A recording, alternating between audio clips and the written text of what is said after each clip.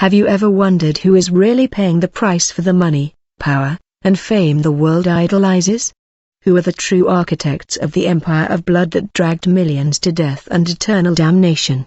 What I'm about to tell you is not a theory or a fancy story, it's a true testimony of something I saw with my own eyes when I was taken by God's will to one of the darkest parts of hell, and what I discovered down there about Pablo Escobar and the Queen of Cocaine left me paralyzed. Before continuing, tell me in the comments what city or country you're listening to this from. I want to pray for you and your family at the end of this testimony. Believe me, you won't forget what you're about to hear. It was during a night of spiritual warfare in Medellin, while we were praying for deliverance, that it happened. I had fasted for 3 days. I felt as if the very air was charged, as if something invisible were accumulating in the air. Suddenly, in the midst of the clamor, a young woman fell to the ground with a scream that pierced my chest. I approached to pray for her, but the moment I placed my hand on her head, something pulled me to another plane. I lost all sense of time and space, and when I opened my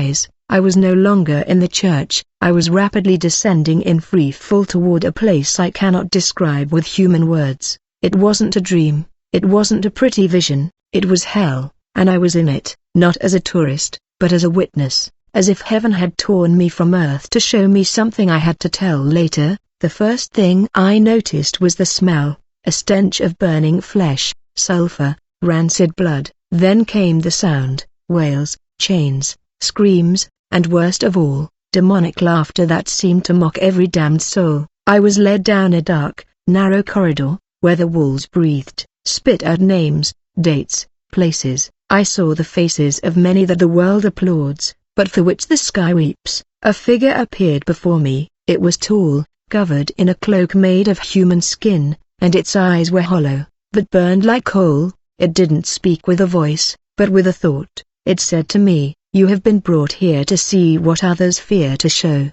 I will show you the kings and the queen." My body trembled. I didn't know if I was dreaming or if I had already died, but something told me I had to continue. And then I saw him, Pablo Escobar, not as he is portrayed in TV shows or books, not as the patron saint of evil, but as a destroyed, unrecognizable man, chained by uniformed demons, dragged down a fiery avenue where there was no cocaine, but eternal fire. His body was covered in gaping sores.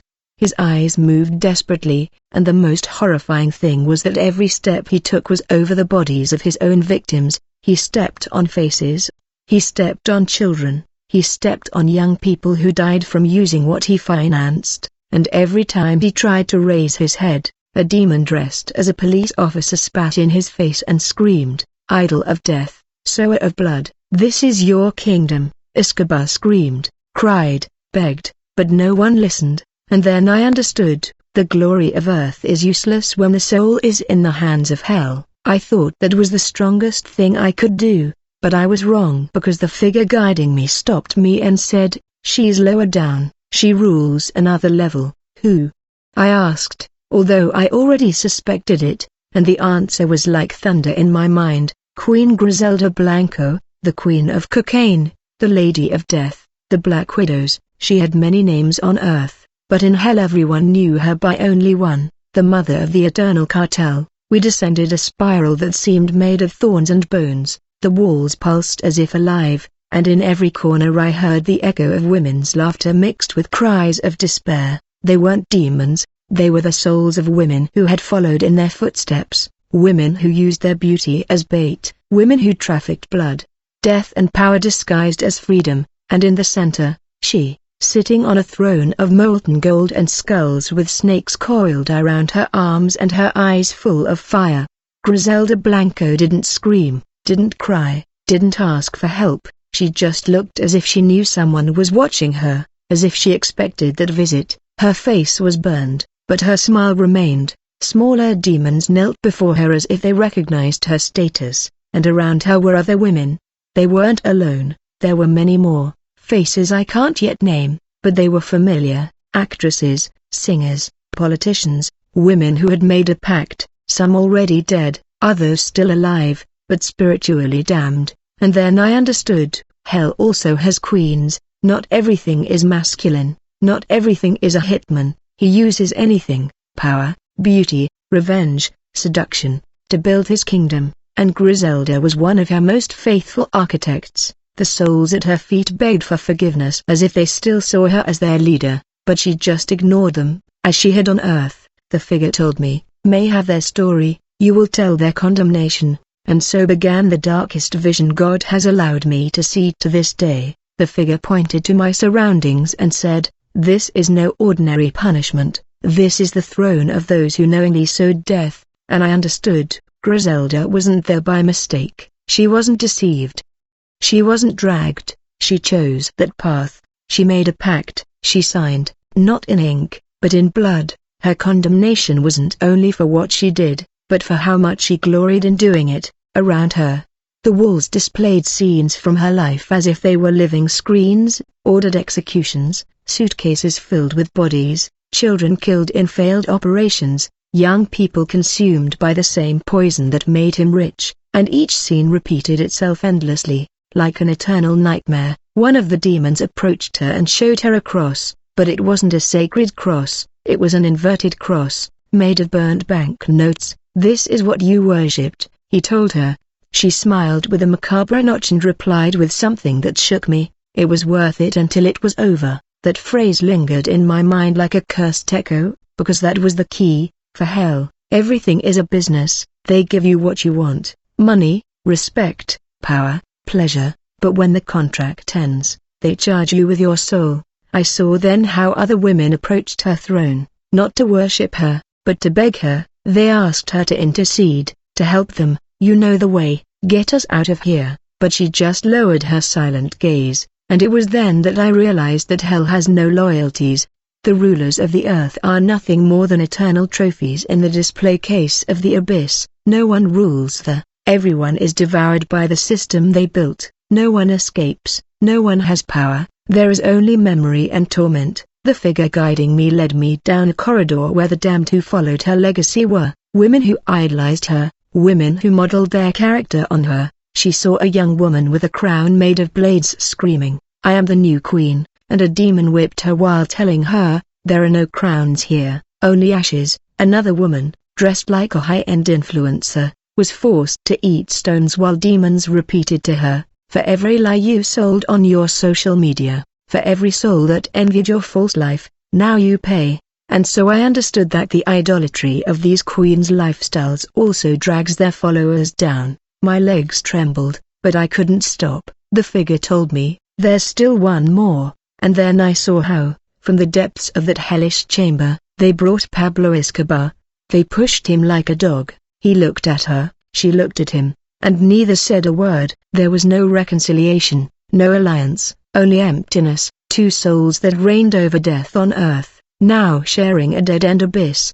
They sat back to back, chained together, and I saw snakes sprout from the ground, coiling around their legs. The figure told me, together they built a kingdom of blood, now they share its ruin. It wasn't a poetic punishment, it was an exact spiritual consequence. Every death they caused was a lash, every corrupted soul a weight on their bodies, every tear shed by others now became a fire that it was fading. Hell isn't just heat, it's memory, it's shame, it's perpetual despair, and yet, they continued to deny God. No one cried out to Jesus, no one asked for mercy. They had crossed the line. Their hearts, hardened by power and blood, no longer responded to heaven's call. Then a screen appeared before me, it floated above them, and on it were people on earth glorifying their names, young people tattooing Pablo's faces, t-shirts with his image, women proudly using the nickname Queen, and I heard a hellish laugh that echoed throughout the place.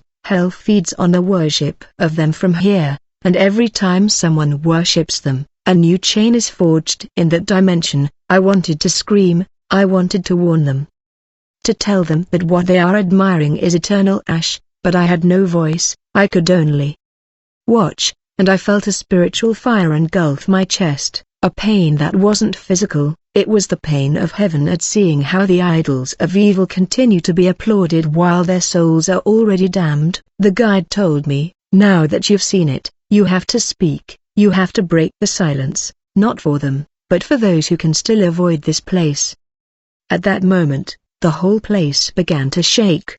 The chains clanged like bells, the demons howled, Griselda screamed for the first time, not in pain, but in hatred. She pointed a curled finger at me and shouted, "You have no right to tell this," and at that moment, I was violently thrown upward, as if a whirlwind had expelled me from the abyss. I saw faces, flames, body fragments, and repeated phrases, "No one must know, no one must speak, no one must believe," but it was too late. I had seen it. I woke up on the church floor, bathed in sweat, shivering. The intercessors surrounded me, some praying in tongues, others weeping. I told them, "I saw them, you are both there. And you are not alone." One of the pastors looked at me with wide eyes. "Pablo," I nodded, and so did she, and then I added something that made everyone fall silent. "There's more, many more." Since that day, I've never been the same. Every time someone mentions Pablo Escobar or the Queen of Cocaine with a tone of legend, of pride, of admired rebellion, something inside me stirs. I don't say this out of religion, I say it because I saw them, because I was there, because I smelled the scent of their sins in the form of fire and heard the laments of their victims from an abyss that has no echo. And yet, the world continues to sell their stories as if they were epic myths, ignoring the eternal end that awaits those who walk that same path. Many don't believe it, but that doesn't change the truth. Hell does not forgive glory bought with blood, and the most powerful thing is not what I saw, but what I felt afterward, because every time I closed my eyes, that image returned, Griselda staring unblinkingly, Pablo dragged like a war dog, the women around them, crying out for help, and worst of all, familiar faces in the shadows, people still alive but already compromised, actresses, businesswomen, influencers, powerful women who sold their souls for control, for fame, for a position within a system that uses and then destroys them. I can name names, but I can warn you. Not everything brilliant comes from God. The Queen of Cocaine was no exception. She was a model, a prototype, a trophy that hell proudly boasts about. I understood when the guide told me, every generation has its queen, but only one was a founder. She was the Eve of a dark lineage, and now there are disciples who follow her example. Some don't kill with weapons, they kill with ideology, with lies disguised as empowerment, with content that fuels rebellion, ego, and contempt for the sacred. We smile at their speeches, we repeat their phrases, and we don't see that they are opening the same door that Griselda opened decades ago, a door with no way out. And it's not just women, because I also saw men kneeling before her, ex-narcos, musicians, men who used their history as an excuse to justify their violence. I saw one with a crown of knives banging his head against a rock and shouting, "I was better than Escobar."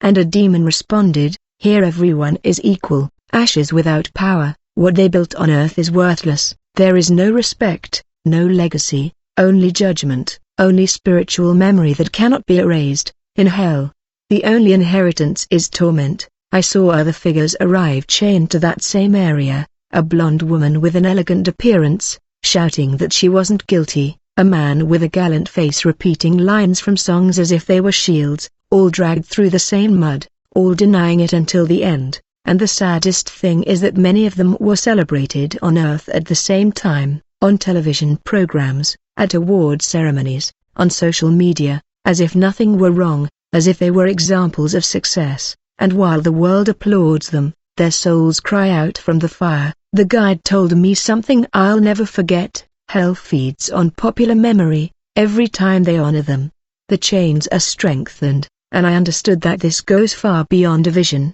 It's a spiritual war in full swing, because while Christians argue among themselves, the enemy continues to raise false idols that draw in the crowds, and he does it with style, with charisma, with money, with music, with beauty. He doesn't come with horns, he comes with followers, with millions of views, with viral quotes, and that's why many don't see the abyss that hides behind every queen and every boss. When I woke up, I felt like I had brought something with me from the other side. It wasn't fear, it was a burden, a weight on my soul. I went to the bathroom, looked in the mirror, and my eyes were red as if I hadn't slept in days. I cried, I cried like never before, because I knew that not everyone will believe me, that many will mock me, but I don't care, because the one who showed me this was God, and if he showed it to me, it was because there is someone listening right now who needs this warning, maybe you, maybe someone you love, but this message is not in vain.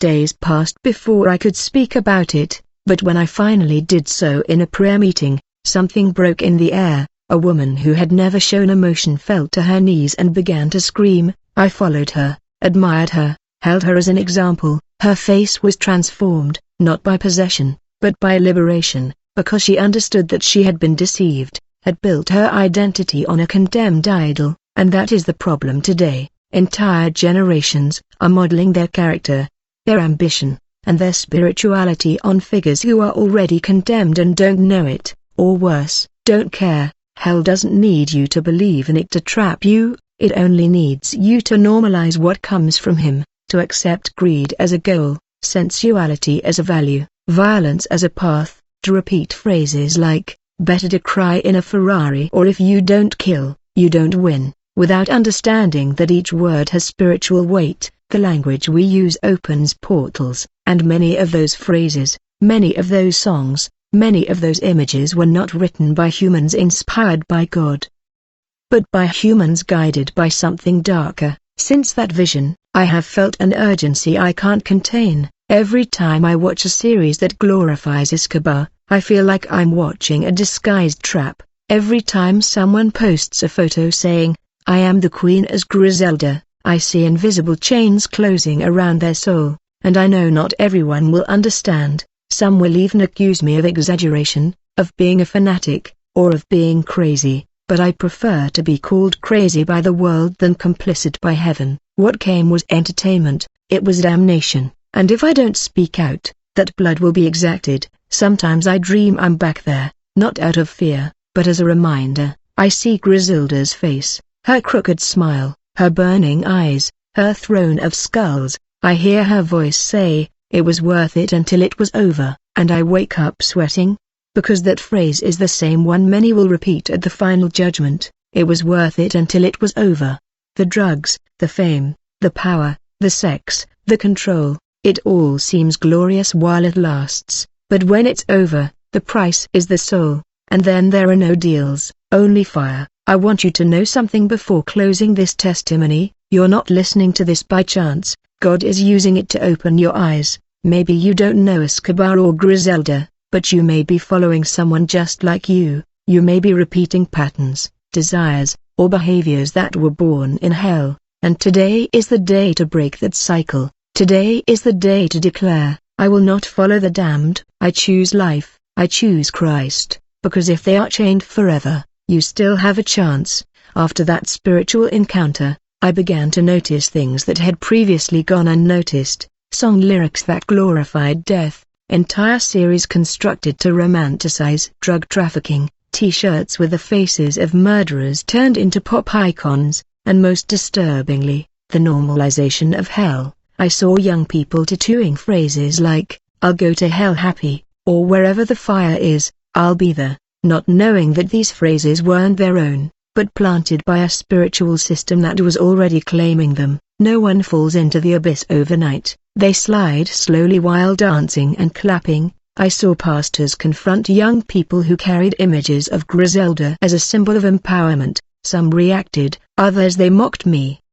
A girl once told me, I'd rather be a queen of chaos than a slave to God. That phrase seared my soul, and I felt I was speaking to a generation that no longer fears judgment because no one has shown them judgment, because everything has become entertainment. But hell isn't Netflix, it's not a story with an open ending, it's an eternal prison, and what I saw down there was just a fragment, a tiny taste of what lies ahead for those who walk confidently toward that destiny. Some ask me, and why did God show that to you? And I wondered, too. I'm not perfect, I'm not a saint, I've sinned, I've fallen, but I understood something. God doesn't choose the purest, but the most willing, and I said to him, use me, make me see what others don't want to see, and he did. He tore me out of my comfort zone, shook me, brought me to the brink of spiritual madness just so I could warn you, because this is not about me, It's about you who are listening, you who are on the edge, you who are playing with fire. Today God tells you, get out of there before it's too late. Hell doesn't begin when you die, it begins when you sell your soul little by little, when you choose pleasure over obedience, power over humility, fame over eternity, when you call a woman who reigned over corpses a queen, when you call a man who built his throne on the blood of innocents a boss. Every time you do that, you give a place in your soul to the system that manufactured them, and that system doesn't stop until it has destroyed you. I know it, I saw it, I felt it, and that's why, even if it's hard, I will continue to tell this story, because the world needs more witnesses and fewer accomplices. It needs people who will stop applauding fallen idols and start raising the cross, who understand that not everything the popular is blessed, that the broad and bright path often leads to the abyss, that the queens of crime and the patrons of evil are not examples of anything, only warnings, and that if you are listening to this today, you still have time to break every pact, every sick admiration, every spiritual inheritance, because hell is full of people who thought they had time until they no longer did. As I shared what I saw, some doors began to close, people who once admired me grew weary, friends who were involved in business, inspired by those characters, began to avoid me. One of them said to me, "Brother, you used to be more neutral, what happened to you?" And I replied, I saw the other side of the myth, because that's what myths are, constructed by hell to make the condemnable attractive. Every series, every song, every fashion item that glorifies them is part of a dark liturgy. It's not just pop culture, it's evangelism from the abyss, and there's something that's almost never said. Many of those who consume these stories don't want to be criminals, but they do want the power, the respect, the fear, the authority that these characters convey. What they don't know is that this aura doesn't come for free, this presence is fueled by something spiritual, and many end up invoking it without knowing it. I've seen teenagers who've never fired a gun manifest as if they carried death in their souls, because what enters through the eyes also enters through the spirit, and what you glorify ends up governing you. I remember one night I prayed for a young man who idolized Escobar. He had never met his father. He grew up seeing the drug trafficker as a symbol of strength. As we prayed, he began to scream as if something were tearing inside him. He said, "I don't want to be like him, but I can't stop," and I understood that spiritual chains don't always come through actions, sometimes they come through admiration. Hell doesn't need you to live like your idols, all you need to do is applaud them, and then you enter under their shadow, under their inheritance, under their shared condemnation. And the most perverse thing of all is how hell uses them even after they're dead.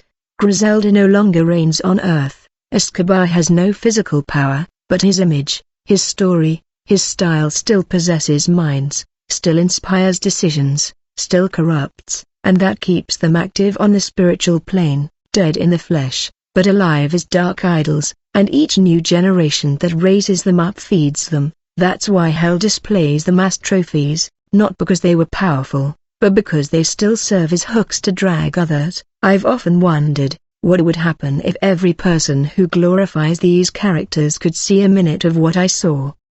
I'm sure thousands would fall to their knees weeping, others would go mad because the real image isn't glamorous, it's rot, fire, and endless weeping. But God in His mercy allows some of us to see that horror, to bring awareness, to break the spell, so that you understand that you can escape that influence, that you don't need to follow a pattern of death, that you can still walk toward life. There's something I didn't tell you before, and it's what disturbed me the most. Just before emerging from that vision, I saw something I haven't been able to erase from my mind. In a dark corner, behind Griselda's throne, there was an immense mirror covered by broken chains. I approached, something drew me, and when I finally saw it, I saw myself, but not as I am. I saw myself in expensive suits, surrounded by luxuries, with people applauding me, but my eyes were empty, soulless, without light, without God. And I understood that hell doesn't just show the past,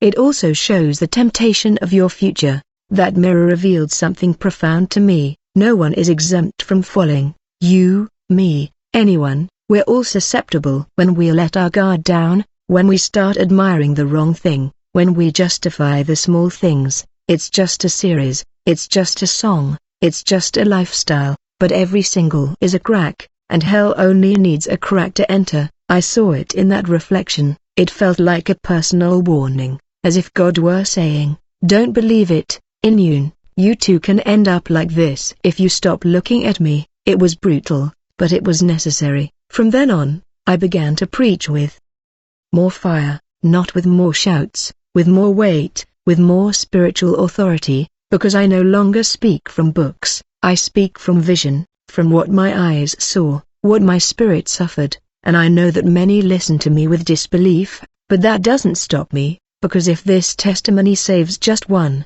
if just one person walks away from that abyss because of these words, then it's all worth it. I'm not here to please you, I'm here to awaken you. Many of you listening to this right now have things inside your home that bind you spiritually, posters, books, movies, clothes, phrases, objects dedicated to those cursed idols, and they don't see it as something serious. But believe me, the spiritual doesn't need your permission to act. Your apathy is enough, your indifference is enough. Hell creeps in where you choose not to watch. So today I tell you with prophetic authority, clean up, break pacts, remove idols, empty your altar, because as long as those objects are there, those doors will remain open. I saw young people spiritually consumed by glorifying the Queen. I saw families fall apart because one of them brought a pact without knowing it. I saw cold homes, without prayer, but filled with demonic content.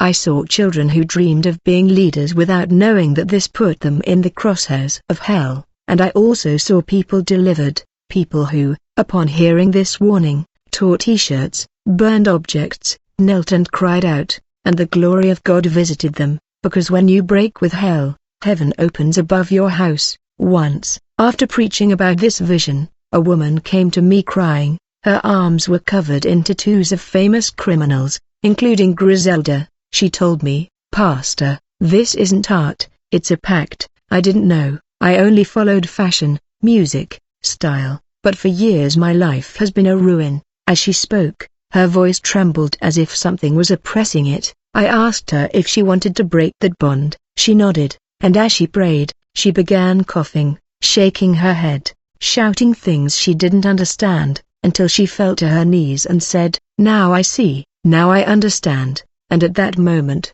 the atmosphere changed, because when a person breaks with their idols, hell trembles, not for the person, but for the testimony that is born, because what once bound you becomes your weapon to free others. From that day on, she began to share her journey. She eliminated her social networks, distanced herself from the environment that dragged her down, burned everything that reminded her of that past, and within a month, her face had changed, her eyes shone, and she was at peace. She told me, I never imagined living without them would be so light, and there I confirmed a truth the Holy Spirit had whispered to me. Idols way more dead than alive, because their memory continues to enslave them even when their bodies have already been judged. And who are you admiring?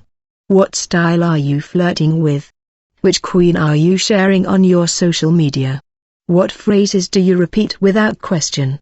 Because this testimony isn't just about talking about Griselda or Pablo, it's about you doing a deep examination of your soul. Everything you honor has a spiritual power over you, and if what you are honoring is death, corrupt power, manipulation, rebellion, don't expect your life to be at peace. You may be walking, but with invisible chains. You may be smiling, but your spirit is already being dragged away. I saw it. I saw alive in bodies, but dead in hell, as if their souls were already anticipating judgment, as if every decision here below were writing their condemnation or their salvation. And no, it's not legalism, it's not moralism, it's spiritual warfare. It's real, it's tangible, it's urgent. While many they play at being neutral, hell never rests. It keeps raising up figures, it keeps creating queens and patrons for the new generations. But I also know that the Spirit of God is raising up witnesses, ordinary people like me, like you, with dark pasts, with mistakes, with scars, but willing to speak out, to point out the deception, to break with what others applaud, and that is the call today. Stop glorifying the damned and start testifying in favor of heaven, because what you admire today will define where you will be tomorrow. It's not fiction, it's not metaphor, it's eternity at stake. Sometimes people ask me if I would see that vision again if God asked me to, and I don't doubt it, I would, because even though it marked me, even though it broke me, it also positioned me. I can no longer look at the world the same way. I can no longer listen to a song or watch a series without scanning it spiritually, because hell isn't hidden, it's disguised, and many consume it as if it were culture, unaware that they are fueling their own perdition. Griselda and Escobar aren't just names from the past, they are icons used as bait, and every person who glorifies them becomes another channel to spread their cursed legacy. In my vision, I also saw other people who had never met on earth, but who in hell shared the same space for one thing only, the influence they exerted toward perdition. It didn't matter if they were artists, businessmen, politicians, mothers, or young people, if they led others into error, if they sowed darkness, they were there, and the most horrible thing was their conscience. They knew perfectly well what they had done. There was no confusion, no defense, no excuses, only guilt and torment. Hell is conscious. There is no unconsciousness or forgetfulness, only eternal memory of every decision made. I saw a young man who had idolized Escobar since childhood. He played at being like him, spoke like him, dreamed of controlling everything. He died at 19 in an ambush, and in that vision, his soul appeared chained alongside Escobar's own, not for what he did, but for what he longed to be. Hell punishes not only actions, but internal pacts. You don't need to kill to be an accomplice, it's enough to desire it, to applaud it, to yearn for what it represents. That young man never had power, but his soul was already surrendered, and that's what many don't see. That imitation without discernment is another form of pact. I heard screams in languages I didn't know, languages of cursing, of blasphemy. I saw men and women deformed by their own ambition. Faces that had been acclaimed on earth were now swollen, covered with worms, with empty eyes that bled smoke. The glory of the world turns to rot in hell. Everything that here shone with fame, there burns with shame, and every achievement without God becomes an eternal burden. The crowns of this earth melt there and stick like thorns in the soul. I also saw a hooded figure watching from a distance. It didn't speak, it just pointed, and every time it pointed at someone, a new scream sounded. It emerged. It was as if it were identifying those who were arriving. I understood it was a demon of authority, one who didn't need to shout because it had already had power delegated to it by human decisions. Hell doesn't abduct, it collects what we give it. That figure made me understand that every step we take here defines which authority we submit to, and that in the end, no one falls into the abyss by surprise. It is reached by choice. There are those who have told me, but God is love, He can't allow that, and I tell them, just because He is love, He allows you to choose. He doesn't force you, He doesn't compel you, He shows you, He warns you, He calls you. But if you insist on living under the shadow of idols, He respects your decision. God doesn't send you to hell, He only allows you to reach where you yourself have walked. That was another of the hardest truths I understood in that vision. Judgment is confirmation, not imposition. Every soul I saw knew exactly why they were there. I remember hearing, in the midst of the horror, a gentle voice say, "There is still time." It wasn't a voice from the vision, it was a voice within me. The Spirit of God speaking to me as my eyes gazed into the abyss. "There is still time," it repeated, and I understood that this testimony wasn't a condemnation for the living, it was a door of escape. A warning with hope, because while there is breath, there is possibility. While you listen to this, you can still break chains, you can still change your destiny, you can still renounce the invisible pacts that bind you. I don't know how much time I have left on this earth, but I know that every second I live, I will use this story to awaken the sleeping, to call the confused, to shake the lukewarm, because if hell screams through its idols, then heaven must draw through its witnesses, and I decided to be one, not out of bravery, but out of obedience, because after seeing what I saw,